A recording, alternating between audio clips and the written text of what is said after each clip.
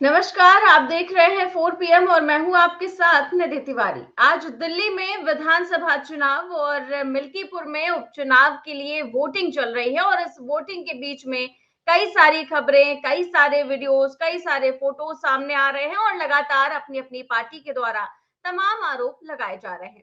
इस बीच प्रधानमंत्री मोदी आज प्रयागराज में हैं। इस दौरान पीएम मोदी ने महाकुंभ मेला क्षेत्र में संगम घाट पर स्नान किया, हाथों में रुद्राक्ष माला लिए पूजा पाठ किया। सारी तस्वीरें, सारे वीडियोस आपने देखे ही होंगे। और जैसा कि आप जानते हैं कि मौनी अमावस्या के दिन संगम नोस पर भगदड़ में कई श्रद्धालुओं की मौत हो गई थी। तो जिसके बाद ये अंदाजा लगाया जा रहा था, अंदाजा क्या, ये माना जा रहा था कि शायद पीएम मोदी अब अपना दौरा कैंसिल कर दे, वो महाकुंभ में ना जाए। क्योंकि ये बहुत बड़ा एक इवेंट की तरह से हो जाता है जब पीएम मोदी वहां पर जाते हैं, सारे कैमरे और सारी चीजें आप अच्छे से जानते हैं।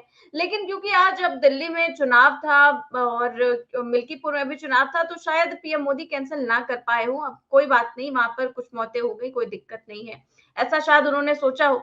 लेकिन आज क्योंकि प्रधानमंत्री प्रयागराज दौरे पर हैं और वो स्नान भी उन्होंने कर लिया है, तो एक बार आज फिर से महाकुंभ में आग लग गई है। आग लगने की घटना सामने आई और ये आग लगने की कोई पहली घटना नहीं, इससे पहले भी कई सारी घटनाएं हो चुकी हैं महाकुंभ में। जब से शुरुआत हुई है कई सारे टेंट जलकर खाक हो चुके हैं और अब एक बार फिर से आग लगी है। और सबसे बड़ी बात यह है कि यह आग लगी है शंकराचार्य स्वामी अविमुक्तेश्वरानंद सरस्वती जी के पंडाल में।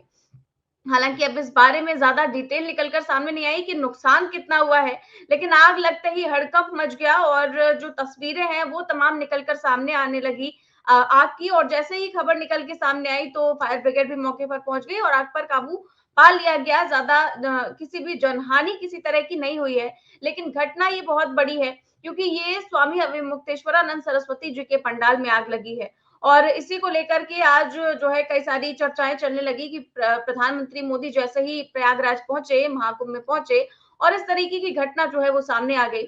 इसको लेकर तो आज चर्चा करेंगे ही, साथ ही साथ जो चुनाव को लेकर चीजें चल रही हैं, जो तमाम पार्टियों की तरफ से आरोप लगाए जा रहे हैं धांधली के, उस पर भी हम चर्चा करेंगे। और इस चर्चा में हमारे साथ मौजूद हैं प्रोफेसर अखिल स्वामी सर।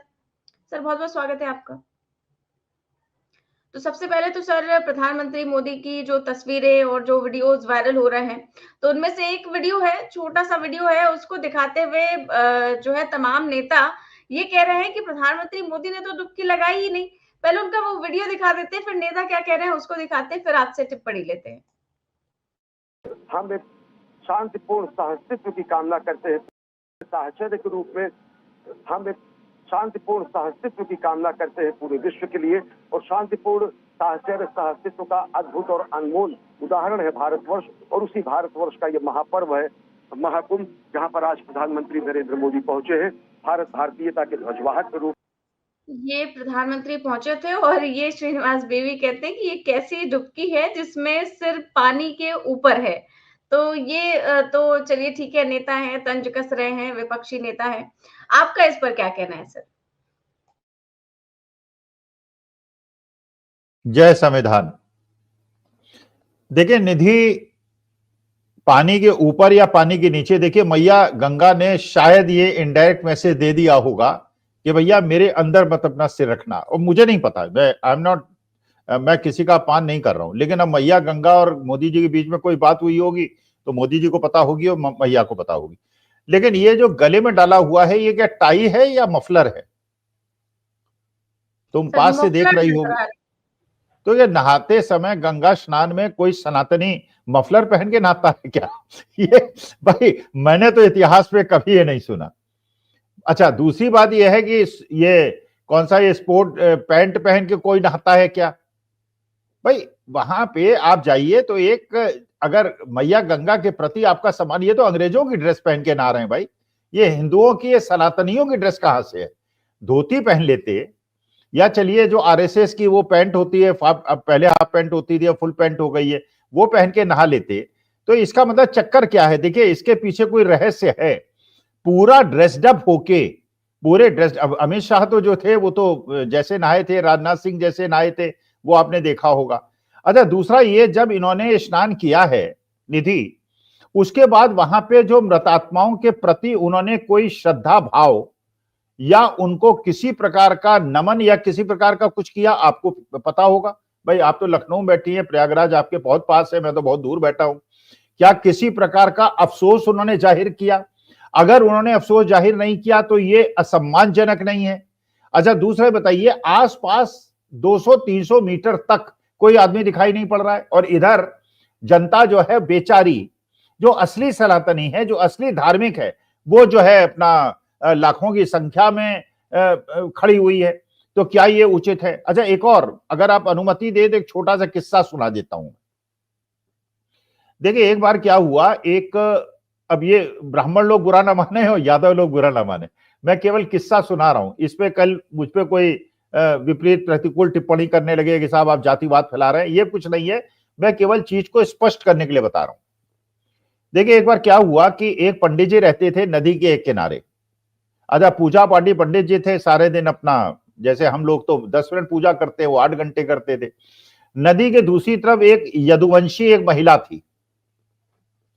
तो क्या था, वो रोज सुबह आती थी, नदी को पार करके आती थी और आके पंडित जी को अपना दूध देती थी, और पंडित जी अपना चाय बनाते थे, दूध पीते थे, जो भी करते थे वो पंडित जी को पता होगा। अच्छा, एक बार क्या हुआ कि बाढ़ आई हुई थी नदी में, बहुत ज्यादा बाढ़ आई हुई थी और बिल्कुल उफान पे थी नदी, और कोई पुल भी नहीं था, कोई नाव भी नहीं थी। वो महिला आई और महिला ने आके दूध दिया पंडित जी को। तो पंडित जी ने पूछा कि ये बताओ तुमने नदी पार कैसे की, जब नदी में इतनी बाढ़ आई हुई है? पहले तो उथली नदी थी, पैदल चल के आ जाती थी तुम, ना कोई नाव है ना कोई पुल है, तुम आई कैसे? जानते हैं उस यदुवंशी महिला ने क्या कहा? उसने कहा कि मैंने भगवान का नाम लिया और भगवान का नाम लेके मैं पानी के ऊपर चलती हुई आ गई। अब पंडित जी को बड़ा आश्चर्य हुआ कि भाई देखिए, जैसे वो मैं आपको किस्सा सुनाता हूं नारद मुनि का, उसी प्रकार से पंडित जी ने कहा मैं तो 8 घंटे पूजा करता हूं, और ये महिला जो है भगवान का नाम लेके अगर पानी पर चल सकती है तो मैं भी चल के देखता हूं। तो पंडित जी ने भी अपना भगवान का नाम लिया और पानी के ऊपर चलने लगे। अच्छा, वो डूबने लगे, फिर गांव वालों ने उनको बचाया किसी तरह पंडित जी को। तो पंडित जी ने उस महिला से पूछा, ये बताओ तुमने भी भगवान का नाम लिया, तुम तो पार कर गई नदी को, और मैंने भगवान का नाम लिया, मैंने पार नहीं किया। तो जानते हो उस महिला ने क्या कहा? वही मैं मोदी जी की फोटो देख के मेरे को अचानक याद आ गया। उस महिला ने कहा कि भगवान का अगर नाम लो, या अल्लाह का नाम लो, या गुरु साहब का नाम लो, या जीसस का नाम लो, पूरी तरह से अपने को भगवान या जीसस या अल्लाह या गुरु साहब के सामने समर्पित कर दो।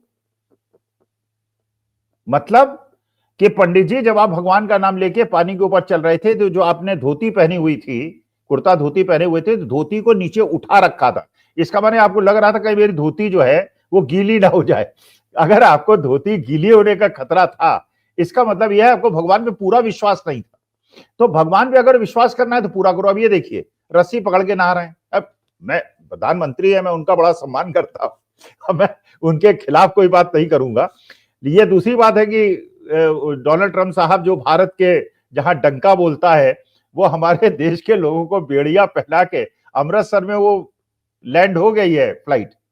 अच्छा, उसे लेने कोई मंत्री, विदेश मंत्री जा रहे हैं कि नहीं जा रहे हैं, उसको गोदी मीडिया क्यों नहीं दिखा रहा है? हमारे देशवासियों का अगर इस प्रकार से स्थिति होगी तो देश के अंदर क्या स्थिति बनेगी? तो देखिए, ये होता है। तो इसमें एक तो मुझे आपत्ति ये है, अब बाकी शंकराचार्य महोदय बताएंगे कि इसमें ठीक है, अनुचित है, अनुचित। मेरे को जितना ज्ञान है, इस प्रकार से ये अमेरिकन वेस्टर्न कपड़े पहन के, जैसे डोनाल्ड ट्रंप पहनते हैं, उस प्रकार के कपड़े पहन के स्नान नहीं करना चाहिए था, गले में मफलर डाल के स्नान नहीं करना चाहिए था।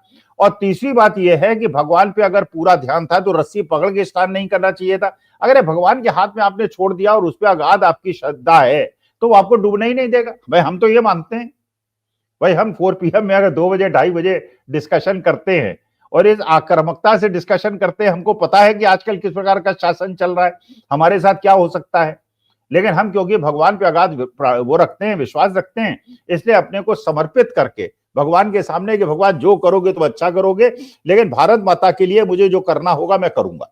तो ये सारे जो मैंने इसका विश्लेषण किया, मुझे ऐसा लगता है कि मोदी जी का ये वाला जो फोटो शूट था ये थोड़ा गलत है। जितने कैमरामैन हैं उन्हें नौकरी से निकाल देना चाहिए, एंगल भी ठीक नहीं था। और इसमें मोदी जी जो है अपने जो नेचुरल उनके अंदर वो उनके जो मेकअप मैन है, सुना है 2-2.5 लाख रुपए महीने कमाने वाली एक मेकअप आर्टिस्ट है जो उनका मेकअप करती है, उसने भी ठीक काम नहीं किया, उसको भी नौकरी से निकाल देना चाहिए। ये वाला फोटोशूट मुझे तो देखिए निधि अच्छा नहीं लगा।